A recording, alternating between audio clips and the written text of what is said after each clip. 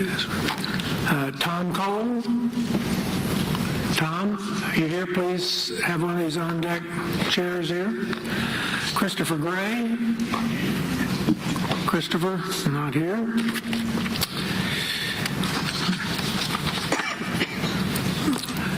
Patricia Baker. Okay, please come up and have a seat. Marilee Ragland. Marilee. Okay, please come up and have a seat. And Nancy Austin.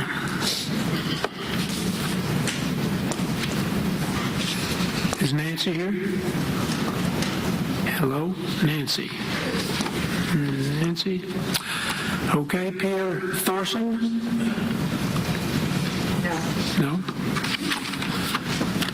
Everest Young? No. Carrie Cato? No. Okay. Carol Phillips? Carol? Are you here? Guess not. Don Swift? Okay, come up and have a seat up here then, sir. Thank you. All right, Cynthia, we got a full deck now behind you, so let's go. You have 2 minutes.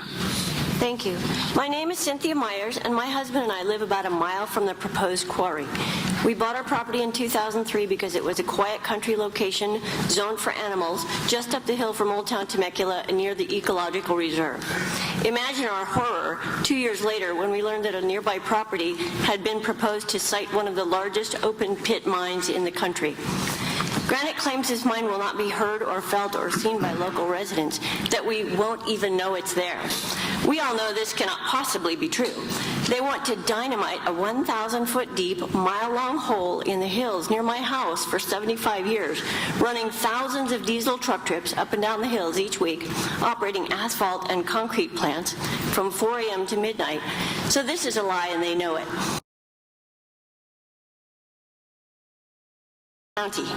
Where will all the material from the other quarries go? Will they just close those quarries? I don't think so. If this is so desirable a project for the hills above Temecula, why are home sales already falling out of escrow when it's disclosed by sellers? Perhaps the CEO of Granite should ask that it be blasted into the ground near his home. How many people will lose their jobs as the local real estate market declines even further due to this disclosable pit mine? How many jobs will be lost in the Temecula wine country as tourists flee the noise and dust and blasting for more pristine locations for vacation? How many lives will be affected by medical diagnoses of asthma or silicosis? Why do we have zoning and noise ordinances at all if one corporation can simply seek exemptions in order to enrich themselves at our expense? Don't these ordinances and zoning requirements exist to protect other property owners and residents? Don't believe them when they say it won't affect residents. It will adversely affect me and my neighbors and the reserve and every person downwind. No amount of Gary Johnson's outreach can change that. Please don't allow a giant corporation to inflict this noisy and obnoxious scar on our communities. Please give us liberty from this quarry. Thank you. Thank you. Your time is up.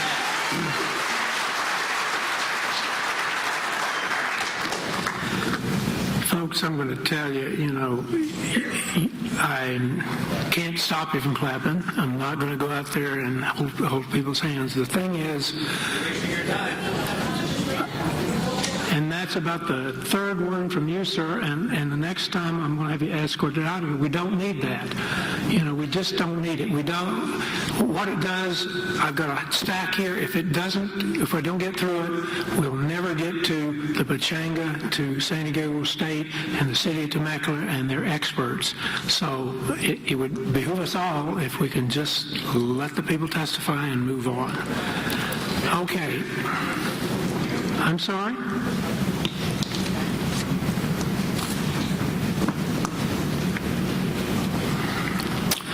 Tom Cole.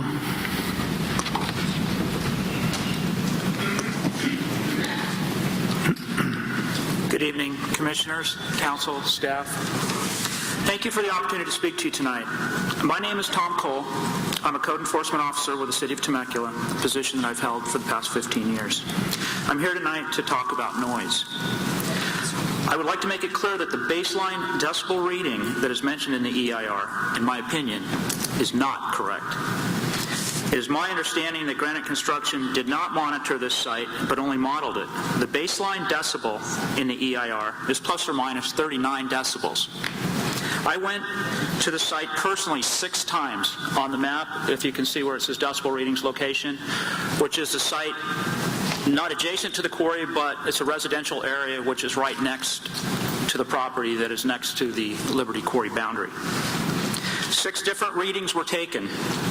2 in the early morning, 2 in the afternoon, and 2 at night. 3 readings were taken during clear conditions, and 3 readings were taken during overcast or cloudy conditions. These measurements were taken during a 2-month period from late February to April 18, 2011.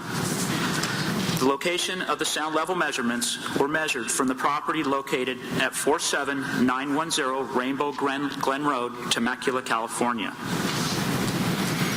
Immediately before the sound measurement was made, the sound meter was calibrated utilizing an acoustical calibrator and meeting the standards of the American Standards Institute. Following the sound measurement, the calibration of the sound meter was re-verified. The decibel reading I recorded on each of the six different days were consistently in the unrated below 30 decibels range to the low 30s, rarely going over 32 unless there was animal noise, frogs croaking, birds chirping, or a dog in the distance, helicopter overhead, plane overhead, something of that nature. In closing, I would like to say that in the 6 visits to this site, I was unable to hear any freeway noise whatsoever. I know it's been discussed, the freeway noise. I listened carefully. I could not hear the freeway from back in that area. And Your time is up. Please wrap it up.